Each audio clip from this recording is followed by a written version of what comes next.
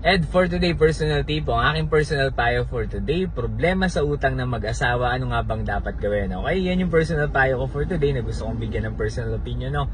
So para sa akin, dalawang bagay ang pwede nyo gawin. Kung meron kayong utang na pinoproblema, no, bilang mag-asawa, mag-partner, ito yung dalawang bagay na pwede nyo gawin, no? Ito ang aking personal opinion. Una, syempre kailangan alamin nyo kung magkano ba talaga ang utang na dapat nyong bayaran. Kayo ng mister mo, mag-usap kayo, maging open kayo sa bawat isa kung magkano talaga yung utang na kailangan nyong bayaran or kailangan nyo isettle, no?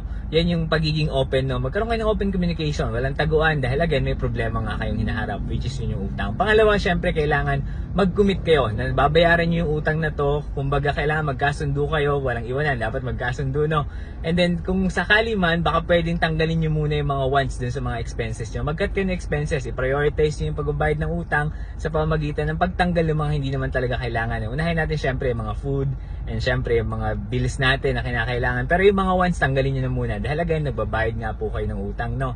So, itong dalawang payo na to, malaki maitutulong nito sa inyo, no? Yung una, maging open kayo sa bawat isa. Pangalawa, mag-commit kayo bilang mag-asawa. Dahil kapag hindi nyo isinulusyonan yan, sigurado ako magkakaroon ng epekto sa relasyon nyo yan. Pwedeng mag-cause ng hiwalayan dahil again, mag-cause ng stress sa inyong dalawa. Okay? Kung nagustuhan mo itong payo na to at sa tingin mo may sense at makakatulong sa'yo, baka pwedeng pakalike and share ng video na to.